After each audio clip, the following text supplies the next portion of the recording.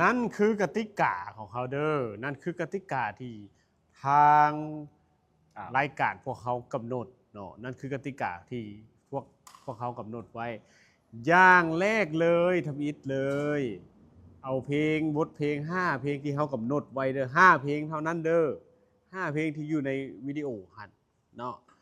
ไปซ้อมแล้วอัดคลิปส่งเข้ามาให้เขาคัดเลือกก่อนแมนเนาะหลังจากคัดเลือกแล้วจังมาขึ้นเวทีมาขึ้นเวทีแล้วจังไปโหวตกันได้บัดนี้ได้แบบนั้นไหนแต่ทำอิฐส่งคลิปเข้ามาก่อนส่งคลิปเข้ามาก่อนเด้อให้เขาคัดเลือกก่อนให้เฮาได้ยินเสียงของท่านก่อนเนื้อเสียงผ่านเป็นจังได๋เนาะว่าสิเป็นหยังรถจักรอีห้างบ่รถไถตักตักตักตักตักตักตักตักตักตักตักตักตักตักตักบ่หรือว่ารถยาง10ล้อบ่บึ้นหรือว่ารถทีบกิ้งกิ้งกิ้งกิ้งบ่ส่งมาก่อนอย่าฟ้าวอย่าโฟใจฮ้อนส่งมาก่อนส่งมาให้เฮาแล้วเนาะบัดนั้นก็คือเพียงไปห้องเพลงที่เฮาบังคับเนาะกำหนดแม่ที่บังคับในการแข่งขันนี่เนาะที่เขาบ่งไว้กำหนดไว้อยู่ในการแข่งขันนั้นหมายความจะได้หมายความว่าท่านต้องห้องมาให้ได้ซะก่อนท่านจึงสามารถเข้ามาแข่งขันได้ส่วนเพลงอื่นท่านห้องปิ่นห้องเก่งห้องมวลอันนั้นก็เป็นความภูมิใจของท่านละเนาะผลงานของท่านละแต่การแข่งขันนี่มีโจทย์เพียงแค่โจทย์เดียวมี5บทเพลงให้ท่านเลือก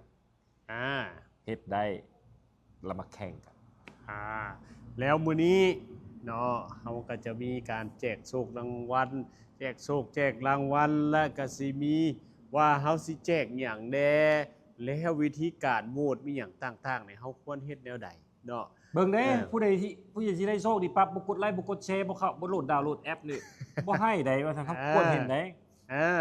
เพราะฉะนั้นแล้วอย่างแรกอย่างทำอิฐเลยเนาะ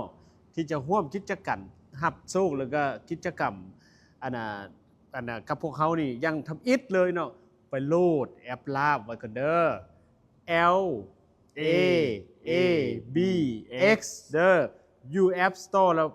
Play Store โหลดฟรีหลังจากโหลดมาแล้วใส่เบอร์โทรของ8ตัวของท่านลงไปแล้วก็สมัครใส่รหัสผ่านแล้วก็สมัครเนาะมันก็จะมีได้มีขั้นตอนมันก็จะมี SMS มายืนยันตอนสุดท้ายอีกได้จากสำเร็จบ่ว่าปุ๊บโอ้ยบ่ได้แล้วบ่แม่นมันบ่มีการยืนยันตัวตนบ่ได้ไดเพราะฉะนั้นแล้วอันนี้ก็จะเป็นปัญหาที่หลายคนที่ลงทะเบียนบ่เข้าใจว่าต้องได้ท่า SMS เนาะแม่นหรือจะพิมพ์คำว่าวิธีลงทะเบียนกับแอป Lab X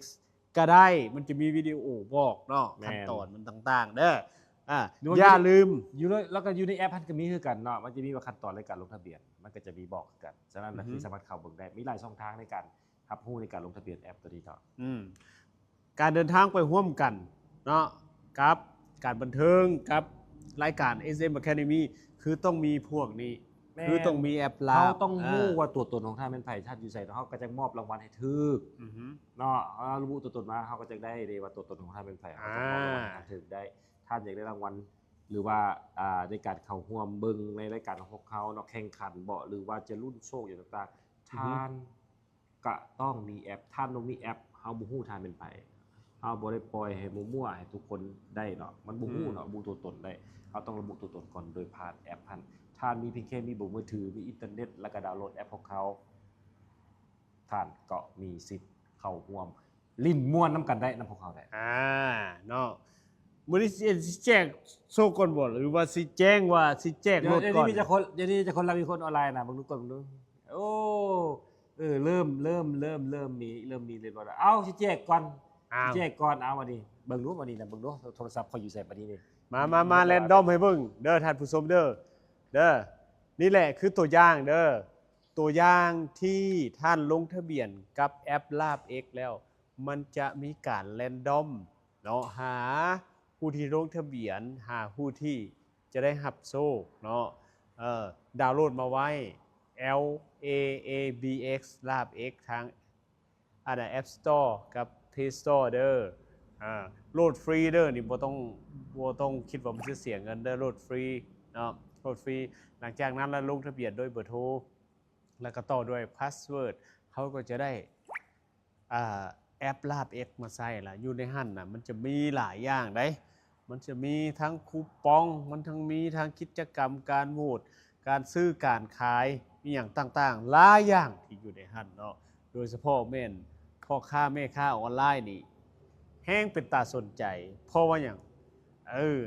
ไล่ไปนำแล้วก็ขายโลดบ่ต้องแบบ CF อหย่างขายได้แบบสะดวกไล่ก็ไล่ไปผู้ซื้อก็ซื้อไปและที่สำคัญหลังจากที่เราซื้อแล้วเรายังได้คูปองมาลุ้นโชคหับรางวัลเนาะ